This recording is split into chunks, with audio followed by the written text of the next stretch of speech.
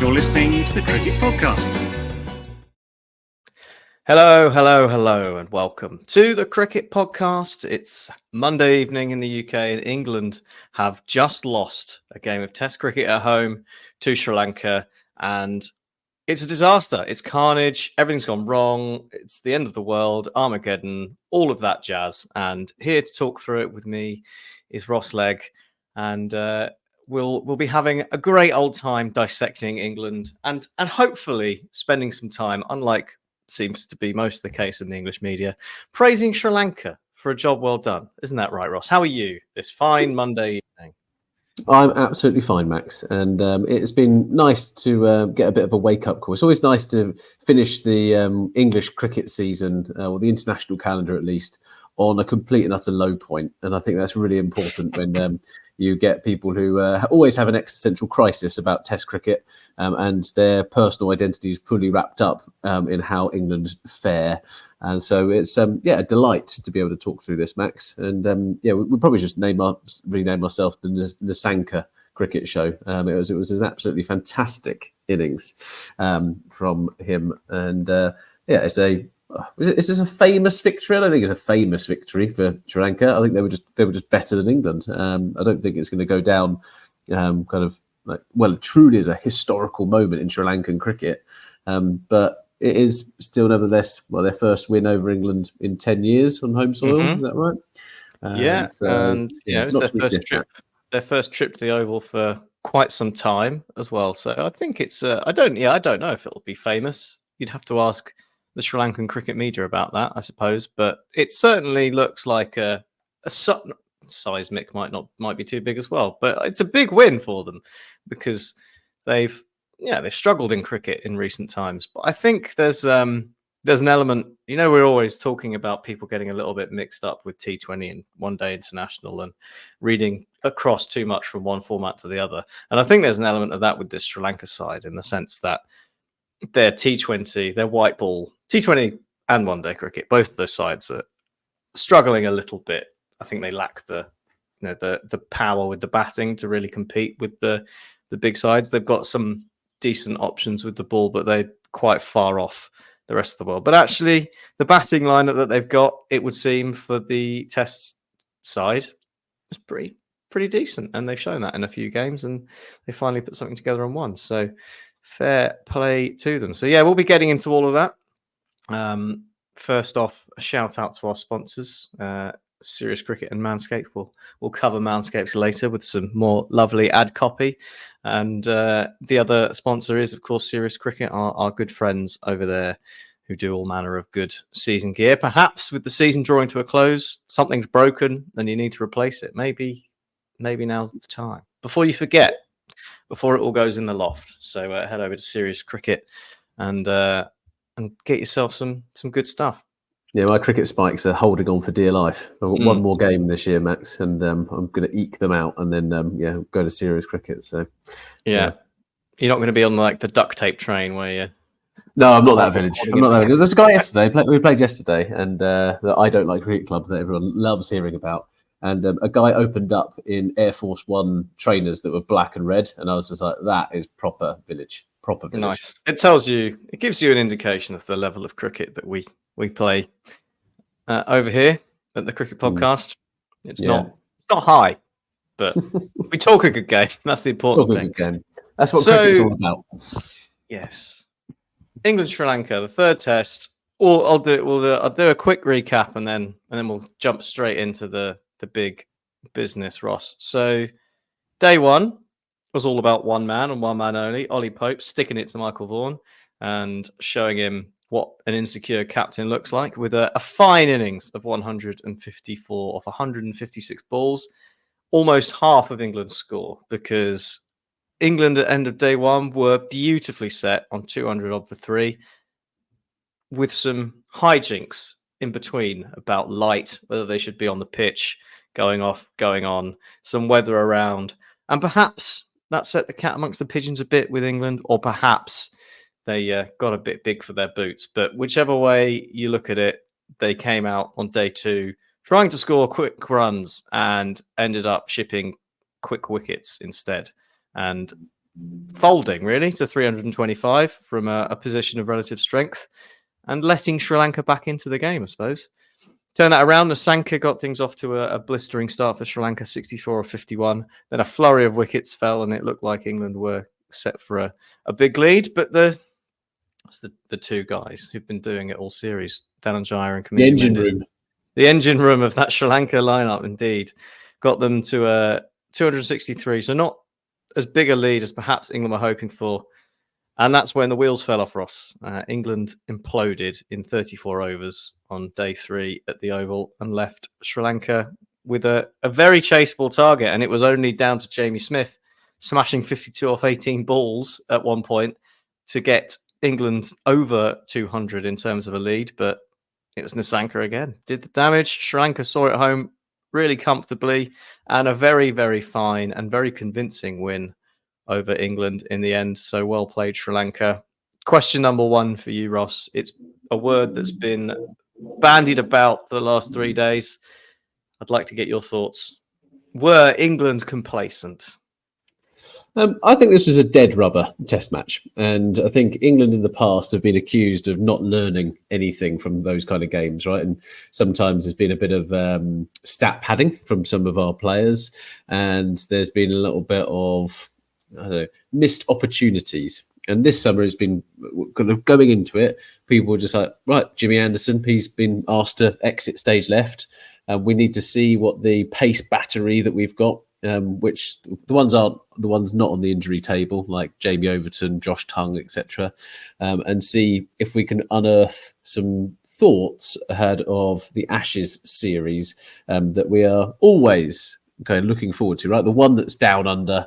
Can we actually turn up with a slightly different team and really learn something?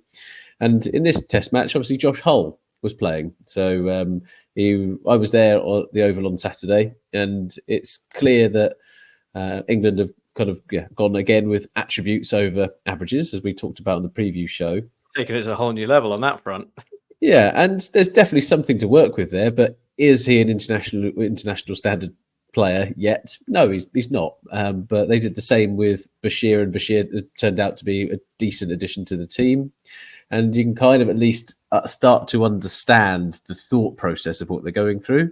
I think England fans they're a strange bunch at times. I think we are, because we always want jam today and jam tomorrow, and unfortunately that doesn't quite work out. And sometimes you need to have a little bit of rough of the smooth, right?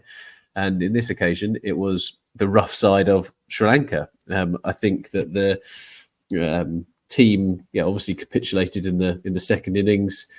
It could be said that actually the damage was kind of done where the opportunity was there in the first innings. So honestly, Ollie Pope was in a great position and ended up with 154. But if you look on all the other people, other than Ben Duckett, nobody scored more than 19 runs. And it was good batting conditions, and England could kind of make hay right at the Oval, regardless of what's kind of happening overhead. And in the second innings, it was very much like they were looking at each other. Oh, don't worry, I don't need to hit the runs. Somebody else will hit the runs. Oh, I don't need to hit the runs. Someone else will hit the runs. We've got Joe Root to come in. Ollie Pope's has hit a century. Those are all going to be fine. And before you knew it, they were in quite a tricky position. And Jamie Smith's kind of heroics at least gave the spectators who turned up on the fourth day something to enjoy. But overall, it was quite meek. So going back to your question, Max, was it complacency? I think everyone's allowed an off day in Test match cricket, and unfortunately, England had that in the second innings. I actually thought they've learned kind of more about the squad and the depth of what they're working with, which is probably a good thing in the long run. But it's still, I can still understand why some of the England fans are quite frustrated. But again, I don't think it's the hyperbolic kind of disastrous result that some people think it is.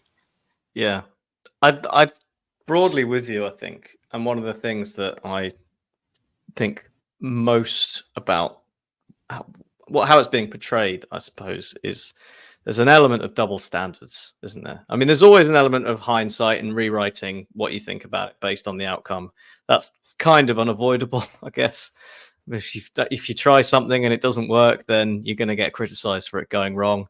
And you can argue that was the case, perhaps maybe with some of the approaches that were taken in the field. I think there was a lot of criticism levelled at how England were perhaps overly aggressive, trying to get wickets at the start, and probably didn't have enough runs on the board to go for that. I think that's more of an issue with the second innings than the first innings, to be honest, because they were trying to speed the game up. They didn't know how much cricket there would be played. It turned out, essentially on Sunday, that the weather forecast was miles off, and we got most of the day's play in. Everything that everyone was seeing was it was going to rain all day and it was going to be horrible. So you can understand, especially like with what it had been like, the approach England were taking to try and speed the game up in that first innings.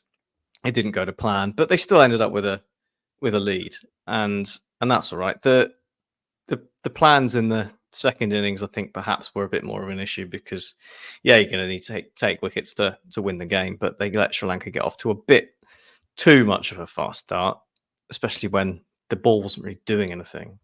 Sri Lanka got it moving a lot. England didn't, but it wasn't happening for 10 overs or so, I suppose, in most of those innings, and England were going at it perhaps a little too hard without any sign of the ball causing the Sri Lankan batters problems, and maybe there could have been a bit of a reassessment and a move to trying to keep things tighter and building a bit of pressure rather than going gung-ho.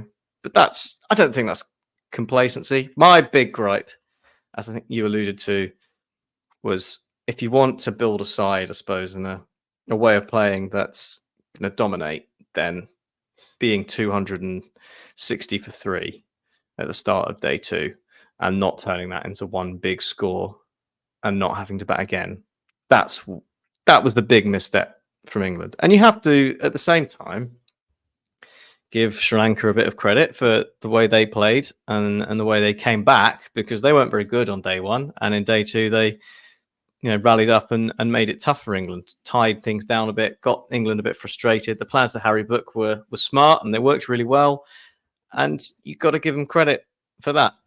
And I don't think people have been doing that very much, because it's England, isn't it? The English media, and it's English Anglo-centric, but it can be. I think some of the dismissals were a bit silly. Complacent. It's the English media. There's one thing. I think there is definitely that part on. You've got all the people who absolutely love Bazball, and when it's going brilliantly, they're just like, "Oh my god, this is the most exciting thing ever!" Right? And then you get a couple of people get out trying to hit a boundary in the first over, and it looks bad, doesn't it? It looks like when Ben Duckett plinks one straight to mid on, it looks bad. But the same people were then probably 2 days ago going, bloody hell, Ben Duckett's back in. He's looking really good. Oh, he's, by the way, he's one of the only openers to average 50 since starting, blah, blah, blah. And that is the double standards that you end up getting. And you live by the sword and die by the sword, as we've got to do. And like, if I'm perfectly honest, they're not going to change how they're playing cricket because a couple of, like, I don't know, Daily Mail journalists kind of go, this is awful. And Michael Vaughan opens his mouth again. Like, if I'm perfectly honest, like, if your self-worth is wrapped up whether the England Test match team kind of win or lose, then I think you probably need to reevaluate slightly some of the priorities that you've got. And I think when it comes to this, like, if you want England to win the Ashes down under, the thought process that they're going through is probably okay. But there's also England fans like myself. I don't think we should be gearing everything around going and winning in Australia. It's really, really difficult. And we need to try a few different things. But sometimes it comes down to kind of respecting your opponent. Is Chris Woakes a number 7? No, he's not. No. Right? He's a more than handy number 8. Gus Atkinson's proved that he's a handy number 8 as well. But I think we got the balance of the team wrong. Dan Lawrence was a poor selection choice. Like, we're given 3 games. I think that's enough time, right? 6 innings. I think that was a misstep for England. And that's where you can talk about a little bit of complacency, perhaps, of going maybe a bit too loyal. Dan Lawrence has been with the team for the last, year or so. Has been kind of the next cab off the rank. But just because a space opens up at the top of the order doesn't mean that that's the right place to go. I do think it's a slightly different ask of somebody coming in and batting at 5 than it is someone coming in and batting at number 1. And then, we had just quite a long tail. And Gus Atkinson had the innings of his life at Lords. Here, you're asking a bit too much when the likes of Brooke haven't quite contributed in the way they wanted to. And you also didn't get your return that you typically get from main man Joe Root, but you're not going to get that all of the time. So, I think on the England front, selection not quite right. Have they learnt some bits? They probably didn't need to learn the lesson that Dan Lawrence can't open the batting. Did they need to pick Josh Hull in this team? Maybe not, maybe. But do you know what? It's not the worst. He still comes away 3 or 4 wickets in the game. Like, it's not terrible.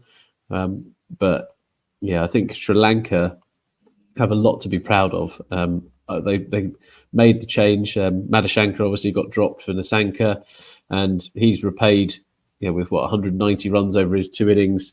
Danajai, De Silva and Mendes both looked really, really astute with the bat. They played smart cricket. They played the situation really well. And then then when they were bowling, they had bowling plans. We've said it on a couple of the previous shows that Sri Lanka looked a little bit listless at times, a little bit kind of, what should we be doing? Here, they were really on it and they had a game plan, and it showed.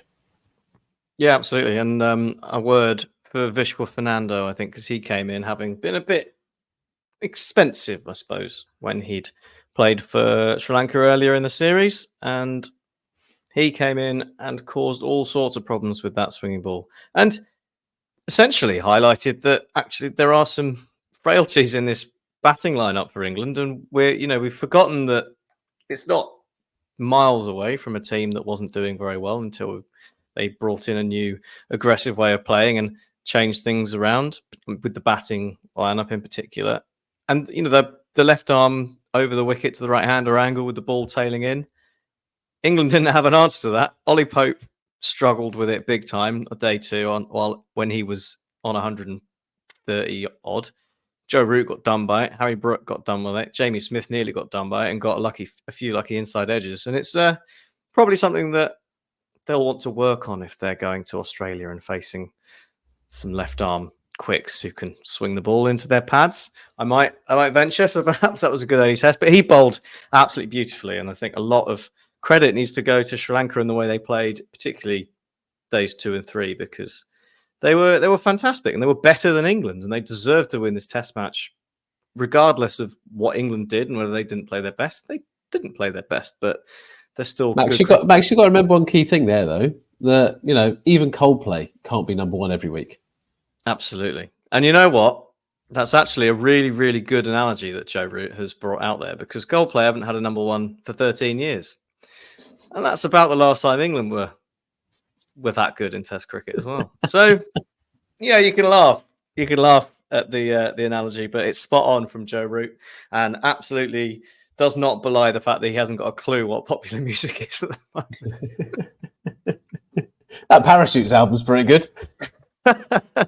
Oh, Yellow. That's a banger. Can you put Speed of Sound on? That'd be great. Overall, Max, I think that Sri Lanka they outplayed England. It's as simple as that. Test match cricket is supposed to be difficult, and I think that sometimes the way in which people think about some of the teams that England end up facing, there's the rose-tinted spectacles that come in and they do haunt them a little bit.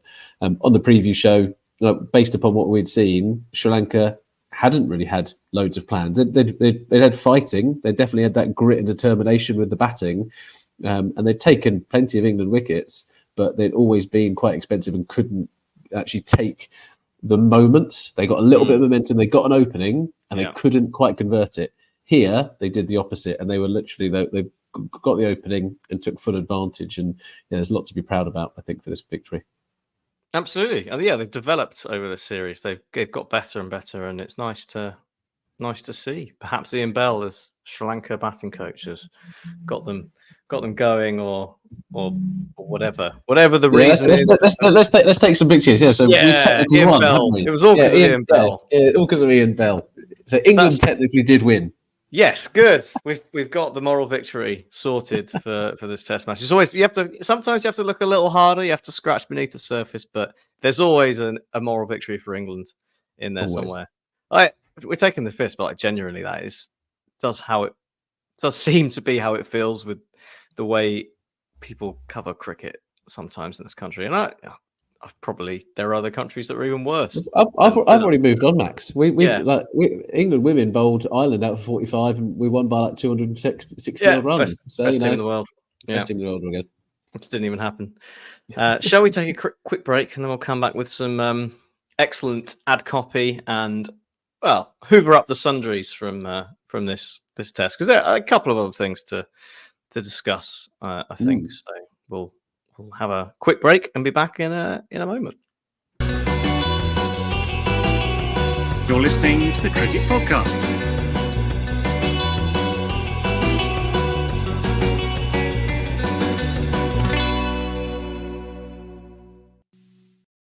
Right, Ross. Who is the best company in the world if you want to shave your balls, or indeed your head? Oh, well, Max. What's up, everyone?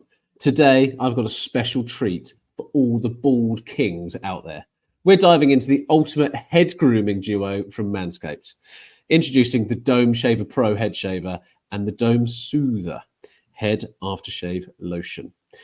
Let's get into what makes these products a game changer for head care, Max. First, let's talk about the Dome Shaver Pro. This little beast comes with 5 premium rotary blades, optimized specifically for head shaving. These blades are designed to give you the cleanest, smoothest shave possible. Max, I mean, have you ever shaved your head? I've not, no. And I'm hoping it's a few years before I have to. Yeah, well, you don't look like you're losing your hair there, Max. One of the standout features of this shaver is Manscaped skin-safe technology. This means you can shave confidently, knowing you're less likely to experience nicks and cuts. Whether you're new to head shaving or a seasoned pro, this feature offers peace of mind. Now, Max, let's talk about the versatility. The Dome Shaver Pro is fully waterproof, so you can use it wet or dry. Take it into the shower for a quick and convenient shave, and cleanup is a breeze.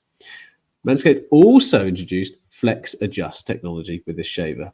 This helps each blade stay close to the contact on your head, adapting to the unique contours of your scalp for a more precise or comfortable shave. I always wonder what shape my head would be. I've got quite a few lumps and bumps in my head from cracking it over the years. You need something that aligns to the contours. Yeah, exactly. Powering all of this is high-performance 9,500 RPM motor. This powerful motor provides consistent and efficient shaves every single time. No more dealing with patchy or uneven cuts. That is the Dome Shave Prover.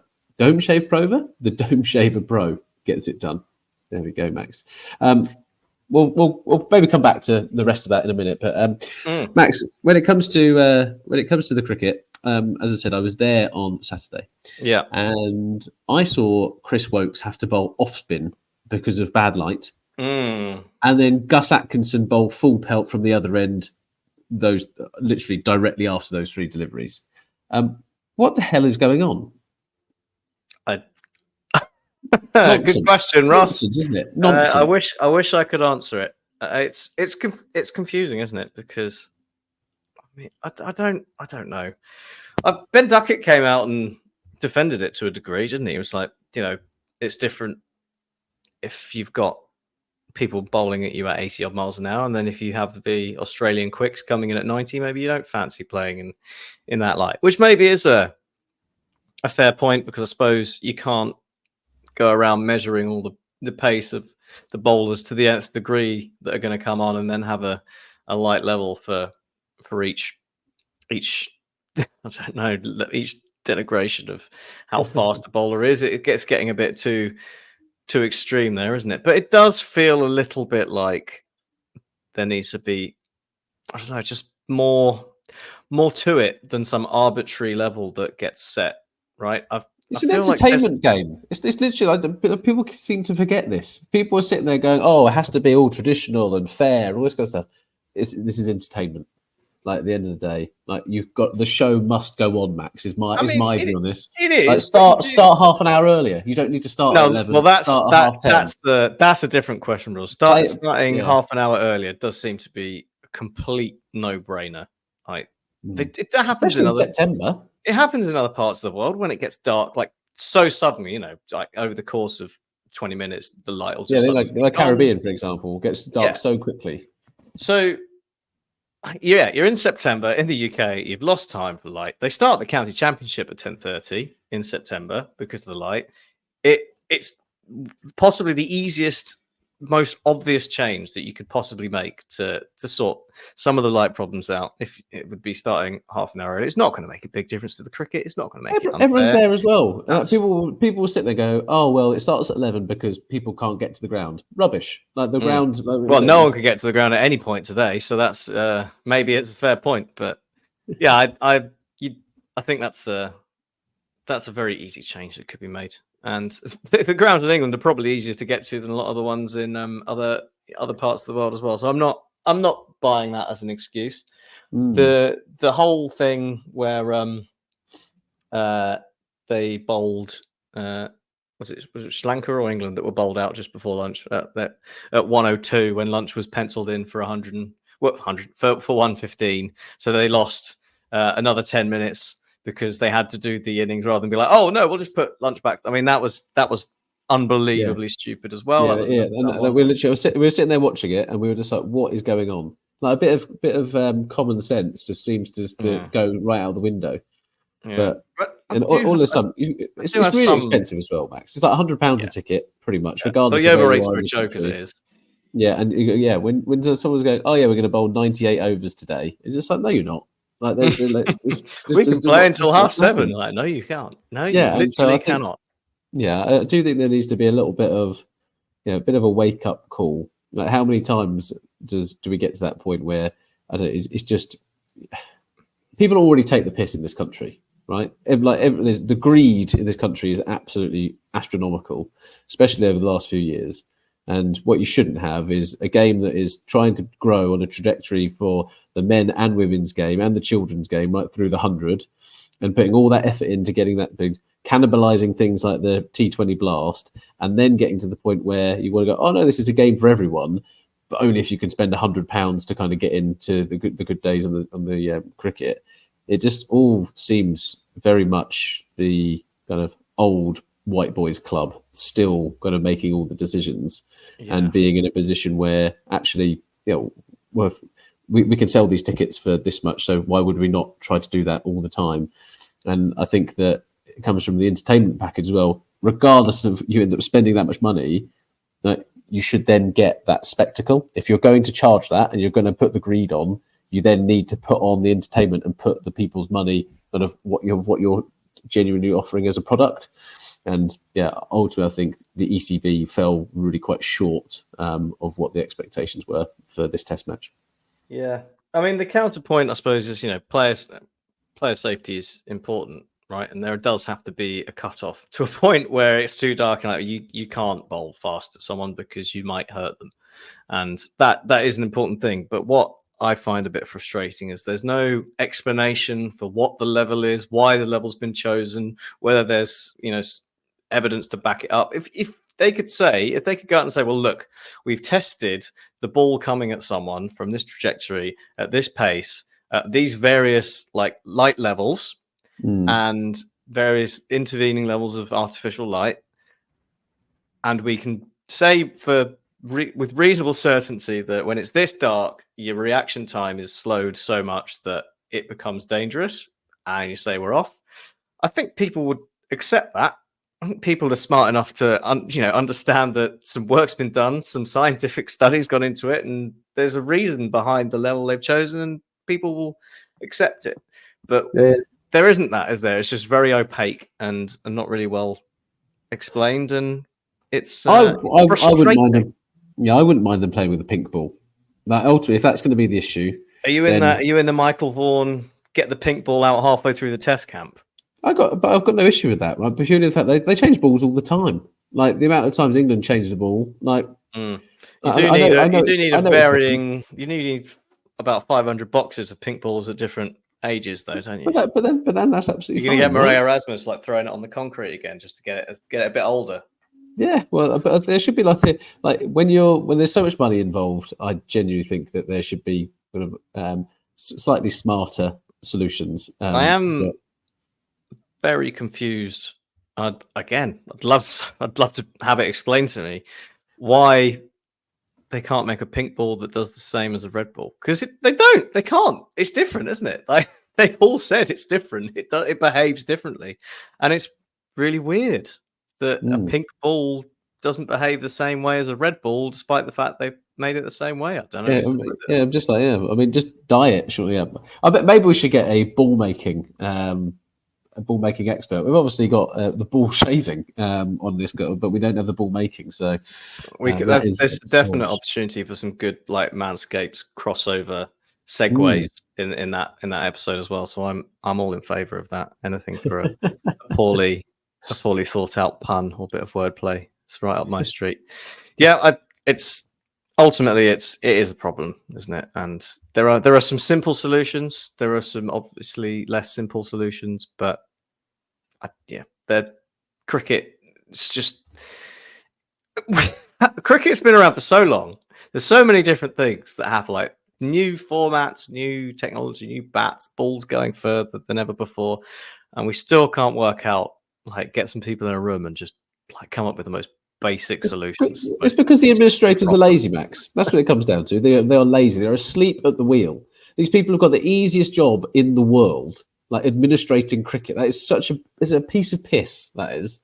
And they literally sit there in their little ivory tower, and they just this echo chamber that goes round and round and round of bullshit. No. It must start at 11 because that's how it's always been. Yeah. Exactly. Perfect impression. And it is sick and tired of it. It's so frustrating, and it detracts as well from the performances on the field. And what we should be doing is everyone should be sitting there going, I tell you what, well done, Sri Lanka, did really well here. It was great to watch you at the plan. Blah blah blah blah blah. Instead, we're spending the better part of the same amount of time we focused on the performances of the players, talking about how. Yeah, the administration and the umpiring has ultimately led to a bit of disgruntlement. Yeah. On the plus side, by the time we're done with this podcast, we could probably have a tier list of what England pace bowlers are like bowling spin. We've seen Ollie Robinson do it through injury. We've seen Chris Woakes do it for the light. We've seen Jimmy Anderson bowl left arm spin just for shits and giggles.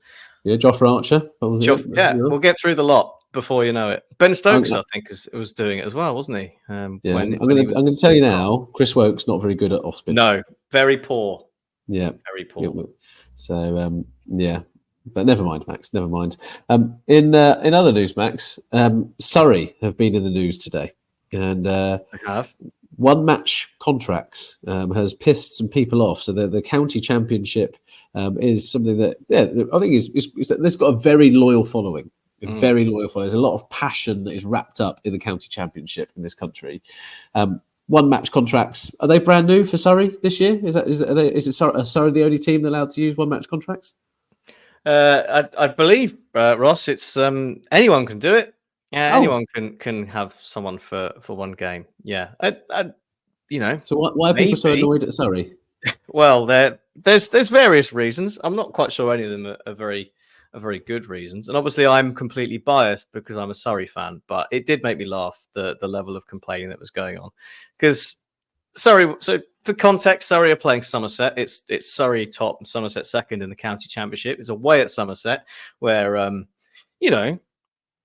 not saying it happens all the time, but it's been known that Somerset sometimes put out fairly heavily turning tracks. So if you can get a elite international test cricketer in who could bowl some spin and do you a favour, then if you've got the opportunity, why not? People have talked about salary caps.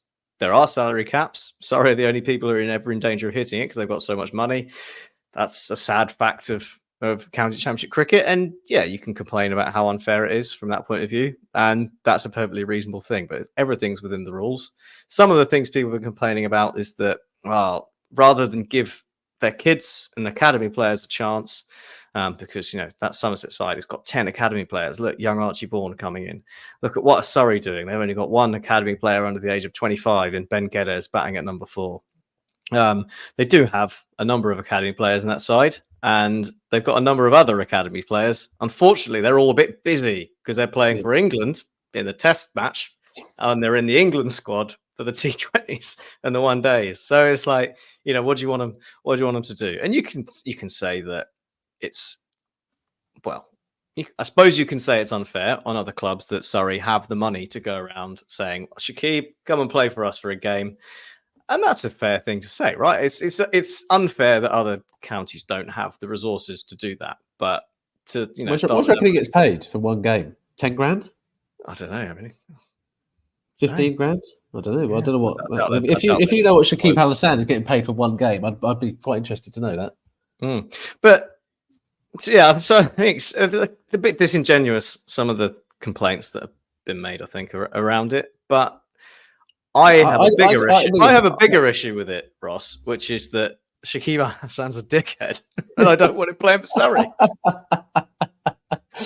And Max, you technically don't know him personally, but his whole track record of behaviour does indicate that his behaviour in cricket in the last 3 years lends me to believe that he might not be of sound character.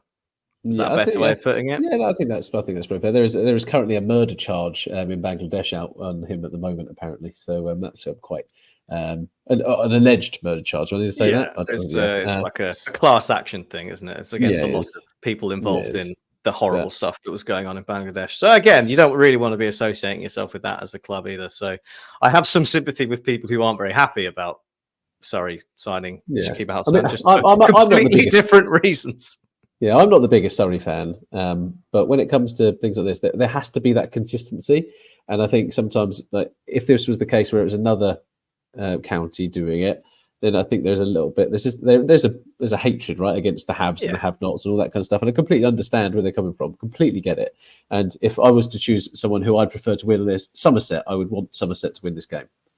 Yeah, but at the same time, you can't then moan that they've signed someone well within the rules, well within the salary cap, and have decided, we're going to do that on a spinner at a location that typically does turn. Like, if anything, you should be like, fair play. They managed to get somebody in to do that. So I'm just, a little bit like you're making the wrong argument at the wrong time, and it feels like a little bit of sour grapes because Somerset technically were in the driving seat, right? They've lost their last 4 wickets for 12 runs, or last 6 wickets for 12 runs or something ridiculous. So they threw away a really good position, but they are still 317 from the first innings, which is fine. Shaping up to be quite a good game between the two. Could be exciting. But I think the other thing, before we wrap up, is that as a product, the county championship sometimes suffers. Right? Not many people go. It's a well-known fact that people often don't go to see the county championship, and so sometimes it's on at times that make it quite difficult for people to go. But it's quite a good thing, isn't it, to go and see some of the world's best players playing county cricket in England? If someone rocked up with Virat Kohli against Surrey for one game, I would be inclined to go to the game so I could see Virat Kohli play against Surrey, because I want to see some of the best players in the world. Obviously, Shakib Al Hassan isn't exactly Virat Kohli, but you get the point, right? The top players, you want to see him in playing county cricket in England, and it gets people through the door, and that's a good thing. So actually, I'd argue that Surrey is single-handedly saving county cricket. There we go. I'm sure that will incite some complete and utter hatred of you in the YouTube comments. Several downvotes. Max, I'm going to quickly finish on Manscaped yet again, because they are our sponsor, and you need to go to their website, manscaped.com, use the code CricketPod for 20% off, free delivery, and 20% off of that and free delivery, which is just delightful. So we've got to do the important bit, didn't we? Of tell people actually what the code is. It's all about brand recognition. Everyone knows the code's on the screen. Yeah, it's on the screen. It's in the show notes. 20% off. Cricket Pod. Wicked. Well, Max, been a pleasure. And well done to Sri Lanka. Yes, congratulations. And lovely to see you, Ross. Have a good evening, and we'll see you all very soon.